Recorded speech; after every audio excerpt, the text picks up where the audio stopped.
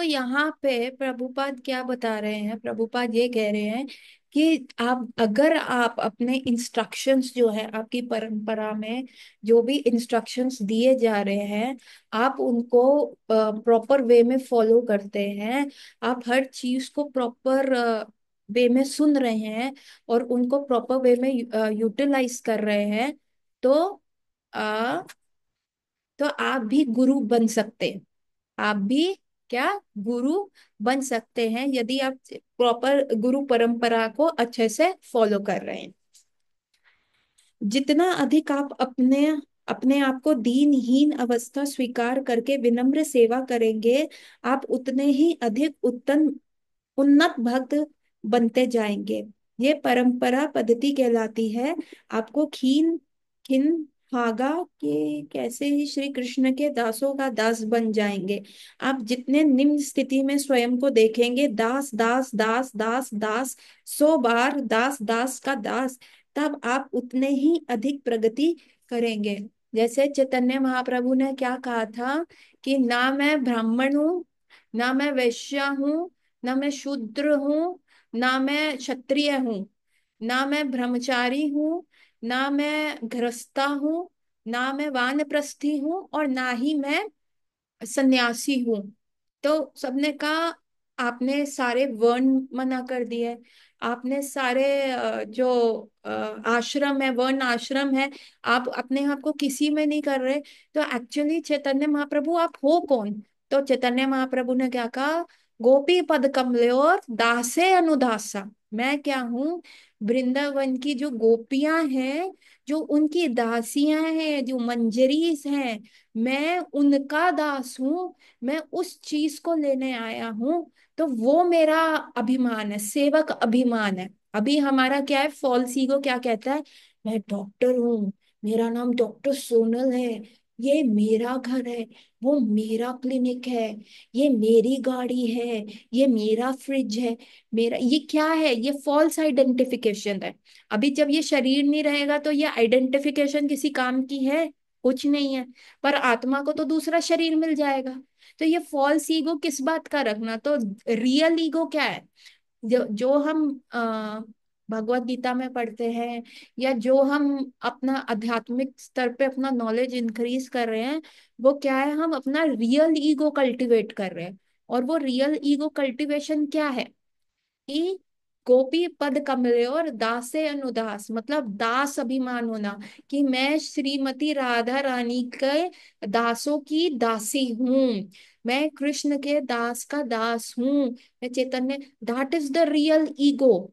है ना, कि जीवे रे स्वरूप कृष्णेरा नित्य दास, ये हकीकत है। और ये कभी चेंज नहीं होएगी, चाहे आप किसी भी योनि में चले जाएं, किसी भी बॉडी टाइप में चले जाएं, किसी भी परिस्थिति में चले जाएं, किसी भी आश्रम में हो, किसी भी वर्ण में हो, बाकी सारी चीजें चेंज हो जाती है। जैसे पहले मैं स्टूडेंट लाइफ में थी, है ना, आई वॉज अ स्टूडेंट, उसके बाद आई बिकेम अ डॉक्टर, है ना।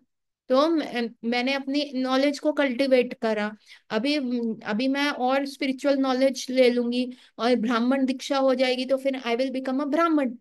तो क्या है, ये चीजें चेंज हो रही हैं, है ना, परिस्थिति अनुसार, समय अनुसार ये चीजें जो है वो चेंज हो रही है।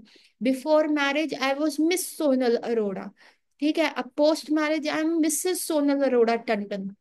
तो ये क्या हुआ, चेंज हो गया।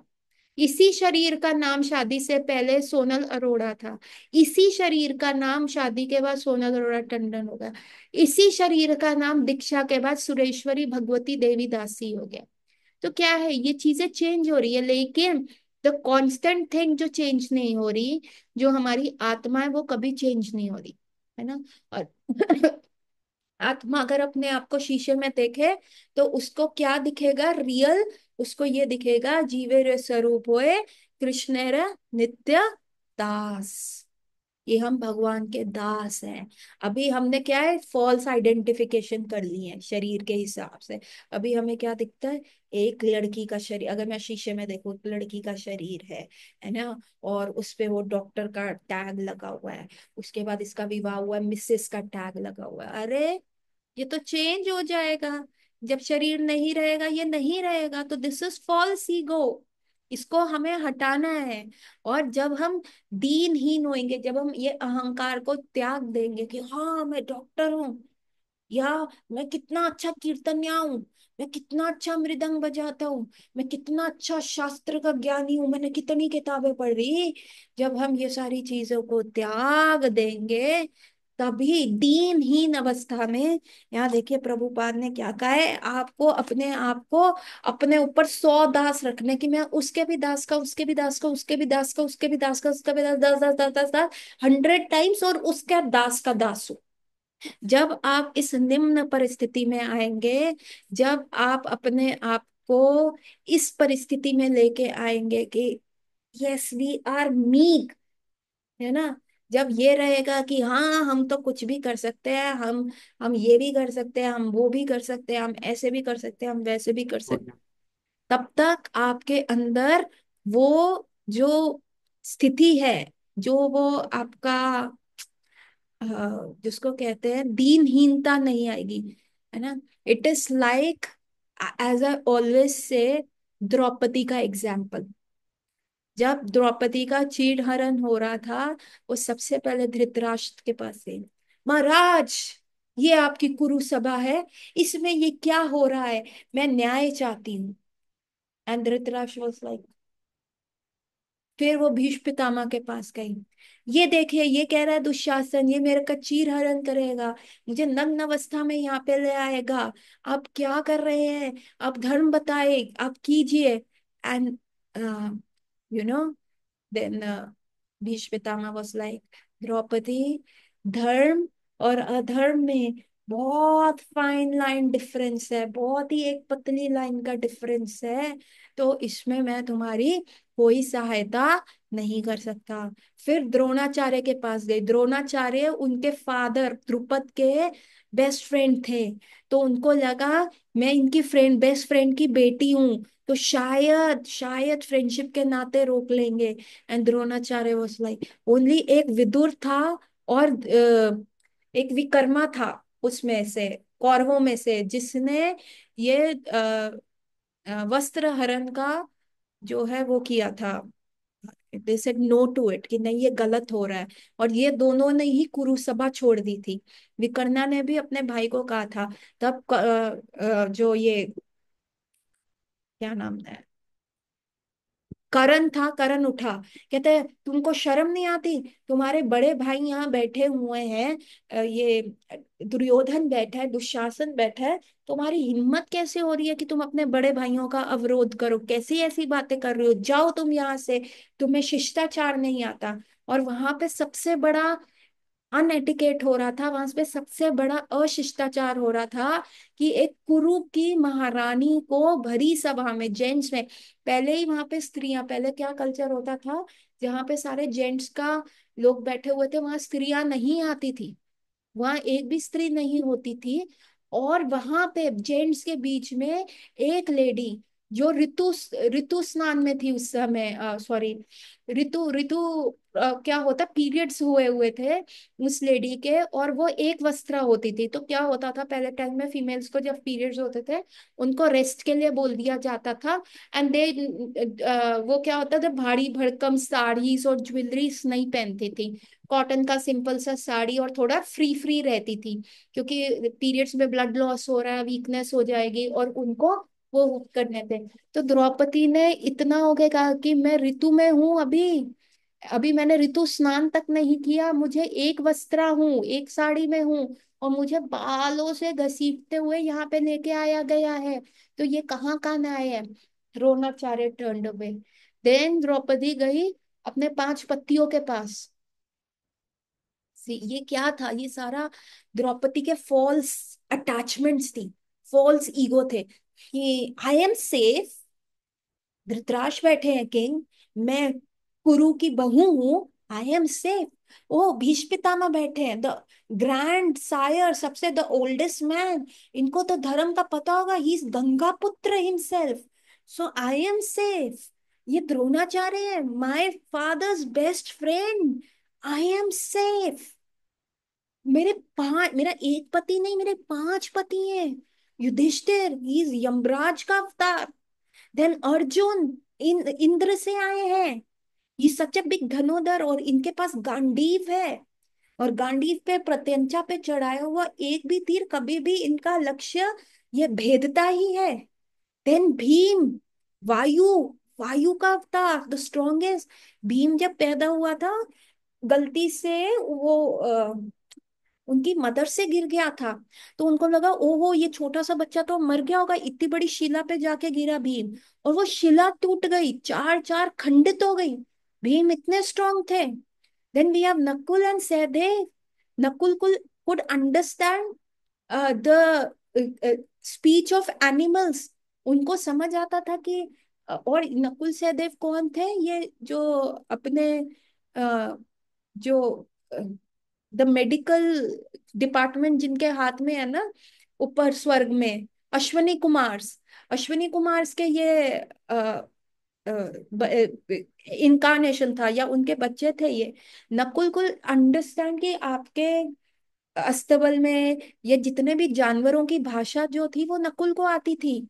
और Sahadev human nature, he was such a he was such a scholar in astrology. वो लोगों का हाथ देख के, लाइंस देख के, बर्थ चार्ट देख के सब बता देता था कि आप फ्यूचर इतना स्ट्रांगली प्रिडिक्ट करते थे।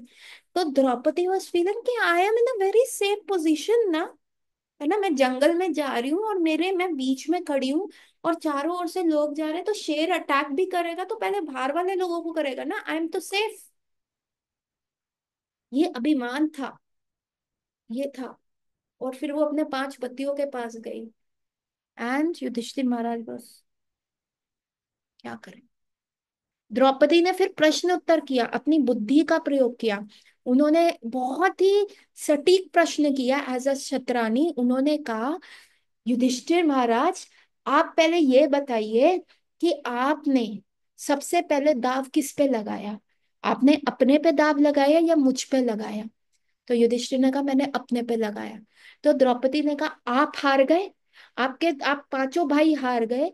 तो आप तो पहले ही दास बन गए थे ना, तो आप मेरे पे दाव तो लगा ही नहीं सकते, क्योंकि मैं तो तब भी कुरु की रानी थी। आप तो दास बन गए, 5 पति दास बन गए, पर अभी तक मैं तो वो थी ना, सेफ थी। मैं तो कुरु की रानी थी अभी भी। तो एक दास एक क्वीन का जो क्या कहते हैं दाव कैसे लगा सकता है। तो ये दाव ही गलत है। तो आप मेरे को हार ही नहीं सकते, समझे। यहाँ द्रौपदी ने इंटेलिजेंटली क्या क्वेश्चन पुट किया। Are you getting my point. Yes and yes. ठीक है। तो यहाँ द्रौपदी ने जब ऐसा क्वेश्चन पुट किया तो वो अपने इंटेलिजेंस का सहारा ले रही है। एंड उसने फिर भीष्म पितामह से पूछा, बताइए, आप यहाँ पे सबसे ओल्ड मैन है, तो धर्म क्या है बताइए। देन भीष्म पितामह से, ये धर्म के बीच में ना बहुत फाइन लाइन का डिमार्केशन है द्रौपदी। तुम एक पत्नी भी हो, माना कि तुम कुरु की रानी थी, पर स्टिल तुम एक दास की, जैसे ही वो दास बना तो आप दासी भी बन गई।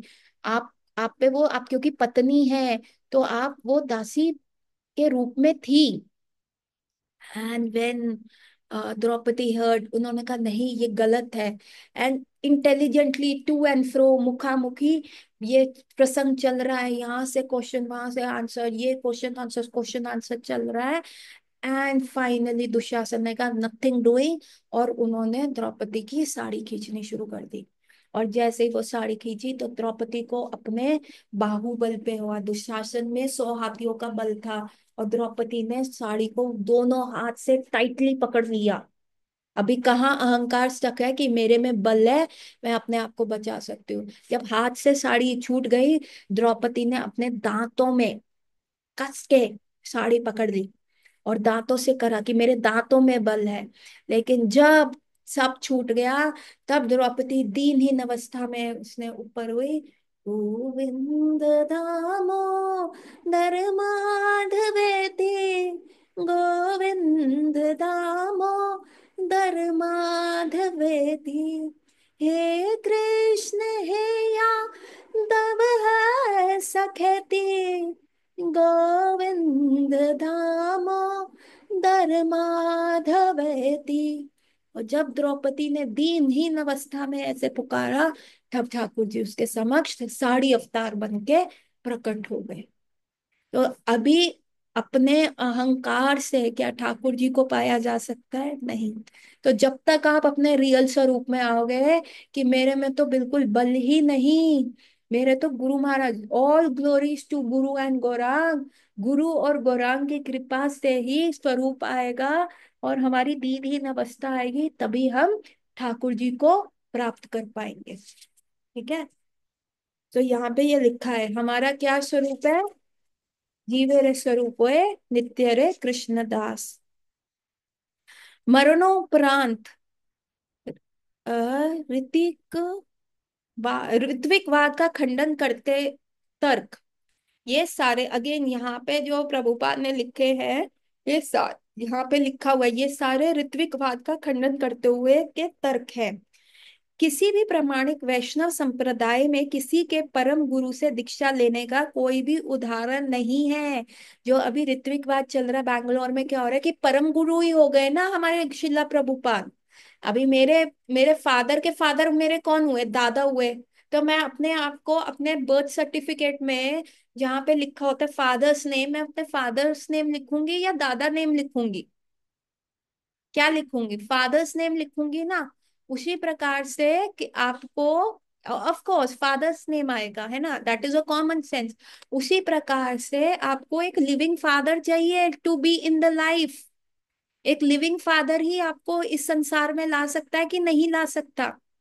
और जो आपके दादा जो मर गए हैं, जो है ही नहीं, क्या वो आपको इस संसार में ला सकते? नहीं। तो इसीलिए a living Guru is required. और कहीं पे भी किसी भी प्रामाणिक वैष्णव संप्रदाय में ये नहीं दिया हुआ कि जो गुरु चले गए आप उनसे दीक्षा ले सकते। फिर हम प्रभुपाद से भी क्यों ले? हम सीधा चैतन्य महाप्रभु से ले लेते हैं ना। किसी के परम गुरु से दीक्षा लेने के पक्ष में कोई भी शास्त्रीय प्रमाण नहीं है। नित्यानंद प्रभु के पुत्र वीरभद्र गोस्वामी श्रीनिवास आचार्य को लिखे अपने एक पत्र में एक जय गोपाल नामक व्यक्ति को वैष्णव समाज में बहिष्कृत करते हैं, क्योंकि वह उसके स्वयं वह अपने परम गुरु से शिष्य होने का दावा कर रहा है। तो यहाँ पे नित्यानंद प्रभु, जो हमारे पंच तत्व में से नित्यानंद प्रभु के जो पुत्र हैं वीरभद्र गोस्वामी ने क्या किया? एक व्यक्ति को वैष्णव संप्रदाय से बहिष्कृत कर दिया, उसको निकाल दिया, क्योंकि उस व्यक्ति का नाम जय गोपाल था। वो कहता था कि मैंने अपने परम गुरु से दीक्षा ली है, जो कि अभी धराधाम पे है नहीं। तो वीरभद्र ने ऐसी ऐसी विचारधारा वालों को कि हमारा वैष्णव समाज पोल्यूट ना हो, प्रदूषण ना हो, उनको बहिष्कृत कर दिया। गौड़ीय हाँ, प्रभुपाद के शिष्यों में से एक भी योग्य दीक्षा गुरु नहीं है क्या? ये तर्क प्रभुपाद की शिक्षाओं के अप्रभावी सिद्ध करती है अप्रभावी सिद्ध करती है। तो फिर प्रभुपाद का ऋत्विकवाद द्वारा दीक्षा शिष्य बनाना किस प्रकार लाभकारी हुआ? तो यहाँ देखिए कि यहाँ चैतन्य महाप्रभु कह रहे हैं, if you are following everything into your संप्रदाय, और आप मेरे इंस्ट्रक्शंस फॉलो कर रहे हो, चैतन्य महाप्रभु कह रहे हैं कि यदि आपका भारत भूमि में जन्म हुआ है, यदि आप फोर रेगुलेटिव प्रिंसिपल फॉलो कर रहे हो, और यदि आप कृष्ण का नाम का जाप कर रहे हो, और आपको एक बोनाफाइड परंपरा में हो, और आपको ये रियलाइज हुआ है कि भगवान कृष्ण अल्टीमेट गोल है, तो आप गुरु बनने योग्य हो। इवन उपदेशामृत में भी क्या लिखा हुआ है कि जो अपने 6 वेग, वाचो वेगम, मनसा क्रोध वेगम, जीवा वेगम, उद्रोप्रस्थान वेगम, जो भी ये सारे 6 वेगों को कंट्रोल कर लेता है, तो वो पूरे विश्व में शिष्य बनाने योग्य हो जाता है। तो जो ये चैतन्य महाप्रभु की टीचिंग है। और अभी हमें पीछे पड़ा कि प्रभुपाद कह रहे कि मैं जो है शिष्य नहीं बना रहा हूँ, मैं एक गुरुओं की सेना बना रहा हूँ, जो मेरे जाने के उपरांत शिष्य स्वीकार करेंगे। और इसका मतलब ये लोग जो हिप्पीज थे, जो 21 साल की उम्र में, 20 साल की उम्र में प्रभुपाद से जुड़े, उनसे दीक्षा ली, और उन्होंने अपना एंटायर लाइफ 50 साल, my Guru Maharaj is 51 years का संन्यास उनका है। संन्यासधारी, सबसे ओल्डेस्ट आज की डेट में पूरे गौड़िया समाज में ओल्डेस्ट सन्यासीज हैं। तो इसका मतलब हरिनाम इतना बेकार है कि वो उनको शुद्ध ही नहीं कर पाए। ऋत्विकवाद कह रहे हैं कि आपके इस्कॉन में कोई भी उस शुद्ध स्तर पे है नहीं जैसे प्रभुपाद थे। तो इसका मतलब हरि नाम तो फिर हम जैसों के लिए तो कोई होप ही नहीं है, क्योंकि हमारे हृदय में कल्मश इतने हैं। तो उन्होंने अपना जीवन दे दिया हरि नाम की तपस्या करने में, तो इसका मतलब हरि नाम उनको शुद्ध ही नहीं कर पाया। ये कहाँ की बात हुई? तो ये तो एकदम खंडित कर रहा है ना, प्रभुपाद की टीचिंग्स के ही कॉन्ट्रडिक्टरी जा रहा है, प्रभुपाद की टीचिंग्स के ही अगेंस्ट जा रहा है। ऋत्विकवाद पद्धति ये संकेत करती है कि केवल असाधारण रूप से शक्ति विशिष्ट आचार्य ही गुरु बन सकते हैं, किंतु शास्त्र अथवा वैष्णव परंपरा में इसका समर्थन के कोई प्रमाण नहीं मिलता। वो ऋत्विकवाद क्या कहते हैं कि सिर्फ जिनमें शक्ति स्वरूप है, जिनके शक्ति अवतार है ठाकुर जी के, जैसे शिला प्रभुपाद के लिए कहा जाता है कि श्रीमती राधा रानी के वो कौन है, सैनिक हैं, शुद्ध, जिसको कहते हैं मेरा सबसे स्ट्रॉन्ग सैनिक को मैं भेजूंगा। चैतन्य महाप्रभु ने कहा था मेरा एक बहुत स्ट्रॉन्ग सैनिक आएगा और वो सब ये जो हरि नाम है, मेरा हरि नाम का प्रचार हर गांव में, हर शहर में, हर कंट्री में होगा। मेरा सेनापति भक्त आएगा, मेरी सेना का सेनापति भक्त मैं भेजूंगा। हाँ, थैंक यू सेनापति।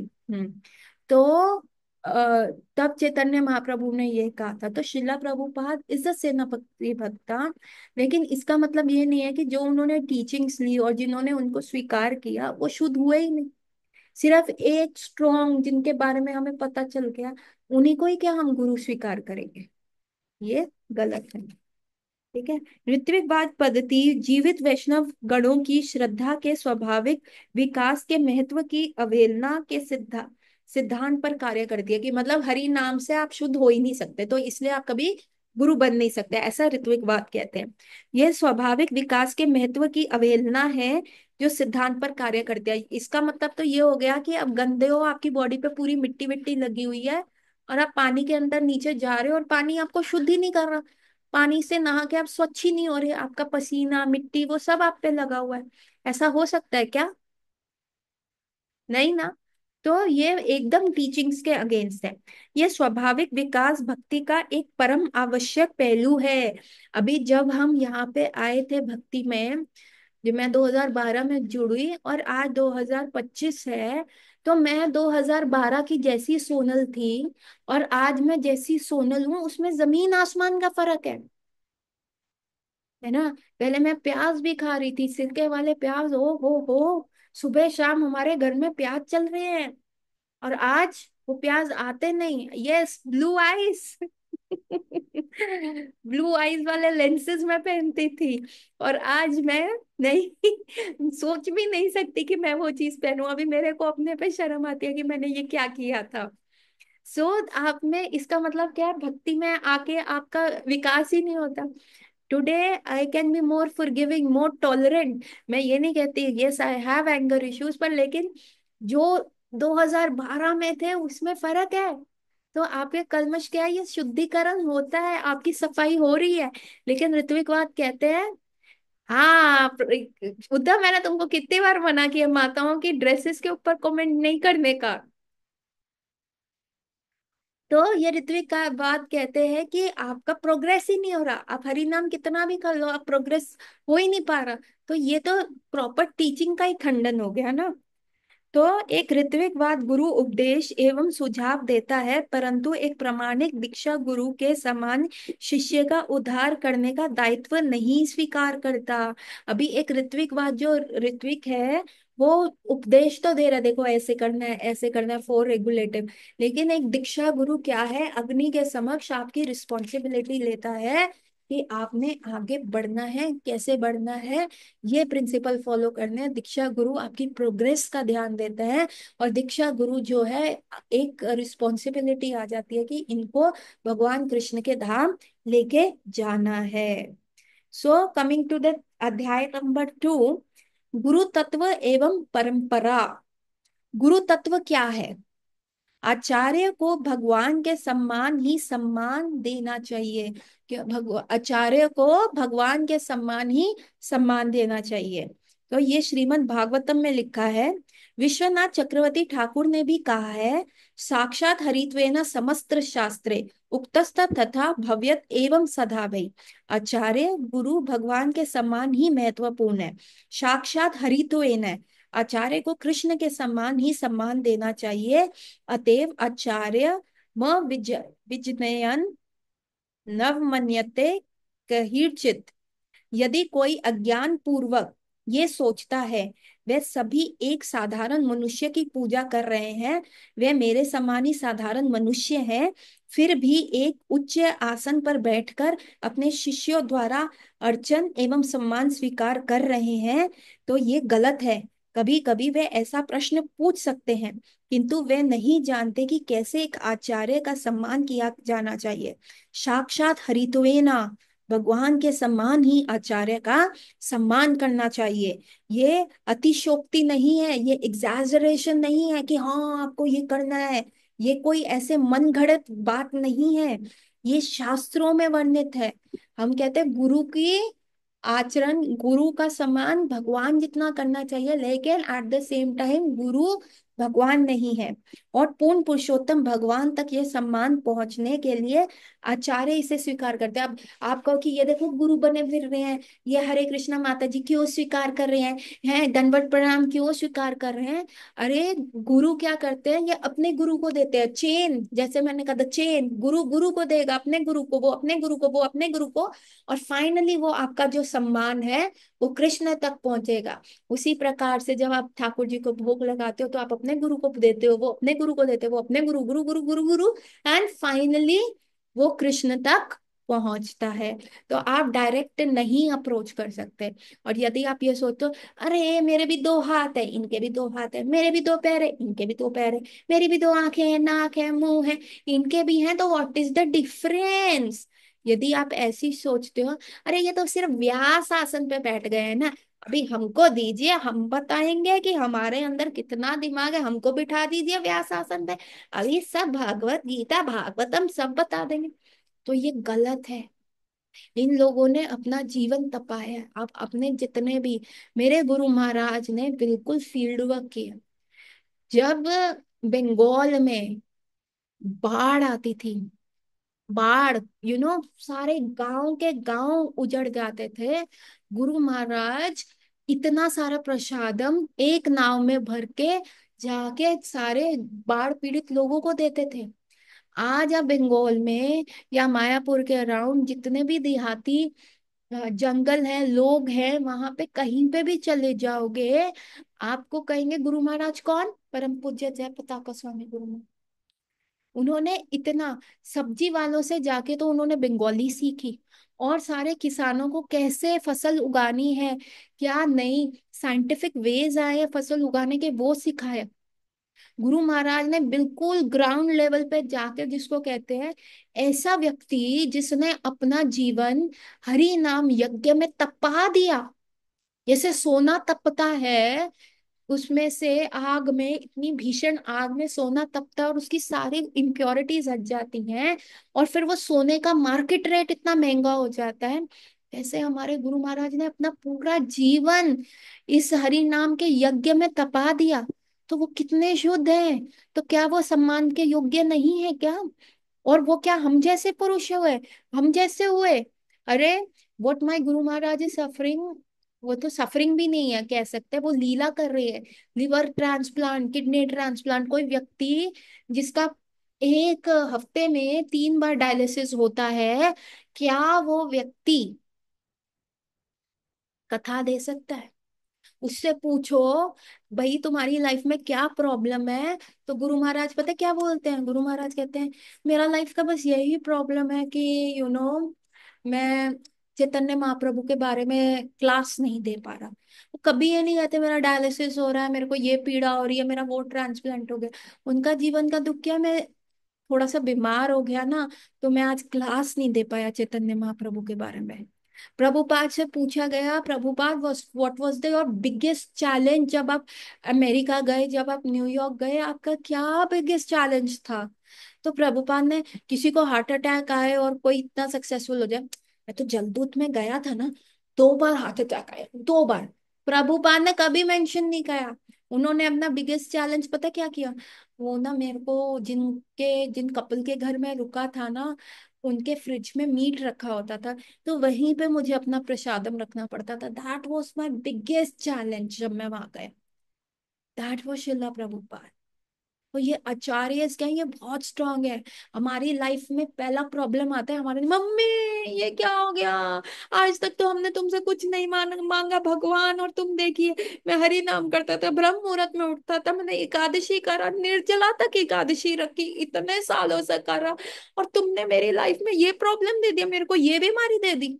And these acharya are like, they feel कि उनके कृष्ण ने लवर है और उनको फूल मारा है। फूल गेंदवाना मारो, न मारो, न मारो, फूल गेंदवाना मारो।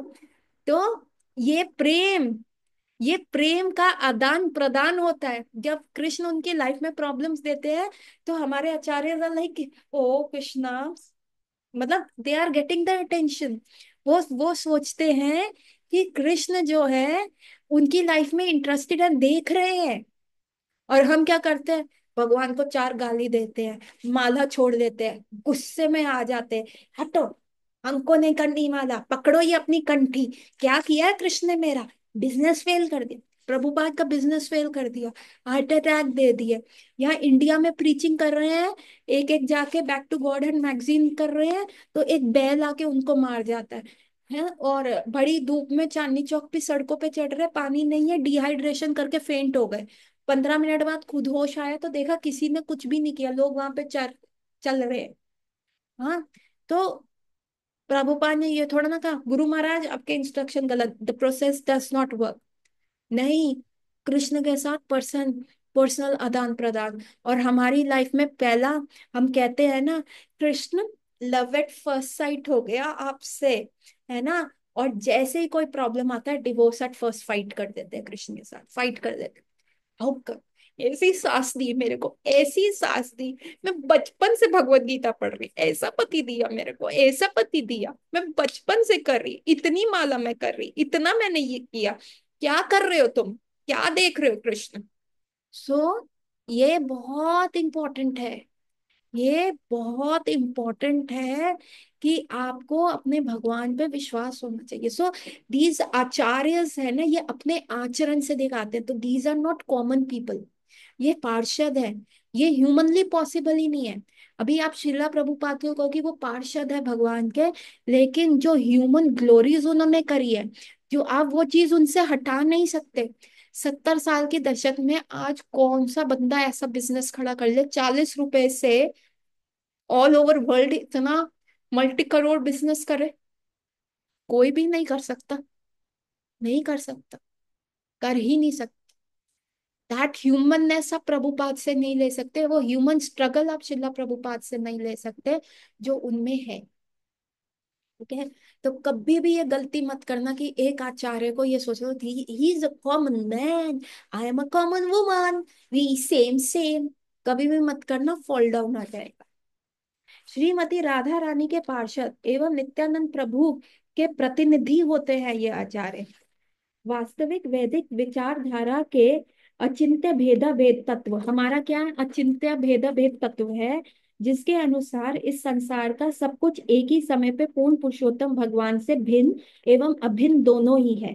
श्रीला रघुनाथ दास गोस्वामी इसकी पुष्टि करते हैं कि ये प्रामाणिक आध्यात्मिक गुरु की वास्तविक स्थिति है, और बताने के लिए शिष्य को सदैव अपने गुरु का अनेक मुकुंद श्री कृष्ण के साथ संबंध अंतरंगा का स्मरण रखते हुए विचार करना चाहिए।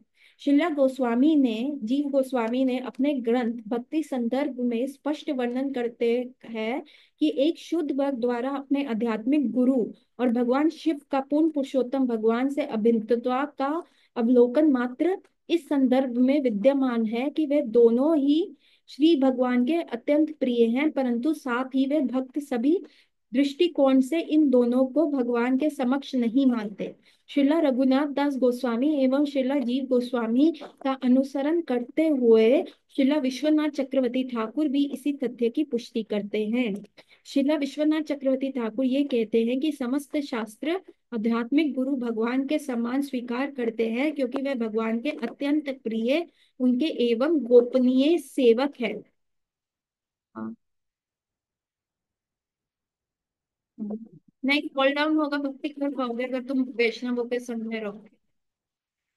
इसीलिए गौड़ीय वैष्णव अपने शिला गुरुदेव की आराध्य, उनके श्री भगवान के सेवक होने का प्रकाश में करते हैं। सभी प्राचीन भक्ति शास्त्रों में एवं शिला नरोत्तम दास ठाकुर, शिला भक्ति विनोद ठाकुर और अन्य शुद्ध वैष्णव के नवीन गीतों में गुरु को सदैव ये है तो श्रीमती राधा रानी का गोपनीय पार्षद अथवा श्री नित्यानंद प्रभु के प्रतिनिधि को माना गया है। तो गुरु क्या है? गुरु जो है एक हमारे आ, श्रीमती राधा रानी के नित्य गोपनीय सीक्रेट सखी हैं, या नित्यानंद प्रभु के नित्य पार्षद के रूप में माना, नित्यानंद प्रभु की कृपा के रूप में गुरु आते हैं। तो ऊपर वाले पैराग्राफ में क्या है, हमारी जो फिलॉसफी है वो क्या है? भेद अभेद तत्व। यहाँ पे मैंने बताया ना, अचिंत्य भेद अभेद तत्व। हमारी फिलॉसफी क्या है? अद्वैतवाद नहीं है, द्वैतवाद भी नहीं है, और अचिंत्य भेद अभिभेद तत्व है। अभी इसको मैं ना नेक्स्ट क्लास में डिस्कस करूंगी, क्योंकि it's going to take a big thing and I just have 2 minutes to go. तो अभी इसको हम, ये वाला पॉइंट हम कल उठाएंगे, इसको प्रॉपर समझाऊंगे। अभी टेक होम मैसेज सिर्फ ये है कि हमारे जो गुरु हैं वो कौन है? वो कॉमन पीपल नहीं है, वो श्रीमती राधा रानी की गोपनीय सखी हैं, और नित्यानंद प्रभु की कृपा है जो हमारी लाइफ में आते हैं, है ना। सो that is guru, so they are not common people. और गुरु को भगवान की तरह मानना चाहिए, पर एट द सेम टाइम गुरु भगवान नहीं है। यही हमारे वैष्णव शास्त्र बताते हैं। तो आज की जो हमारी जो कक्षा हुई है, उसमें से किसी का कोई प्रश्न है अभी? Okay, we are done. किसी को चैट बॉक्स में लिखा, हाँ पूछो उद्धव। टाइप कर। टाइप करोगे तो टाइम ओवर हो जाएगा, तुम बोल लो। जैसे मतलब जो आपने बताया कि हमें ग्रुप से प्रश्न करना चाहिए, क्या कह रहे हो? अपने ग्रुप से प्रश्न कर क्वेश्चन करने चाहिए। जैसे आपने बताया ना अपने ग्रुप से हमें क्वेश्चन करने चाहिए, हाँ, तो क्वेश्चन करते हैं तो हमारे से कोई गलत शब्द निकल जाए गुरु के प्रति, तब क्या करो? तो वही आपको तो वो तो चैलेंजिंग मूड में नहीं जाना ना। वही तो लिखा है, जब आप किसी की सेवा करते हो तो आपके मुख से नहीं, जैसे अपनी मदर के लिए आपके मुख से कभी भी गलत शब्द नहीं निकलेंगे, अपने पापा के लिए नहीं निकलेंगे। कभी भी आप पापा को कहेंगे अबे ओए इधर आप, ऐसे बोलोगे नहीं? Because you realise he is your father, है ना। और यदि आप में ये चीज रहती रहती है कि हमें गुरु के अगेंस्ट कोई भी अपराध नहीं करना, तो गुरु इज ऑल्सो या लाइक योर फादर। अगर आप शुद्ध हैं, अगर आप सरल हैं, तो गुरु क्या, जैसे बच्चा जब अपनी माँ के गर्भ में होता है तो वो माँ को लात मारता है पेट में, तो इसका मतलब ये थोड़ा ना है कि बच्चे ने माँ का अपमान कर दिया। तो गुरु बहुत दयामय होते हैं। यदि आपका भाव सरल है, यदि आप चैलेंजिंग मूड में नहीं है, तो गुरु हमेशा उसको स्वीकार करके आपको उत्तर देंगे, आपको अपराध नहीं लगेगा। बट उतना ही शुद्धिकरण करो, जैसे आप अपने माँ बाप को तू तड़ाक करके अबे ओए करके बात नहीं करते, उतना ही जब भगवान की तरह सम्मान देना सीखोगे तो कभी नहीं निकलेगा। मुस्कान का है, पांडवों ने एक विमेन की हेल्प नहीं की तो भगवान ने पांडवों की हेल्प क्यों करी? सो ये प्रश्न हम कैरी फॉरवर्ड करेंगे, because it's less than a minute, कल की क्लास में। ठीक है। So Hare Krishna everyone, let's end the class है। हरि बोल।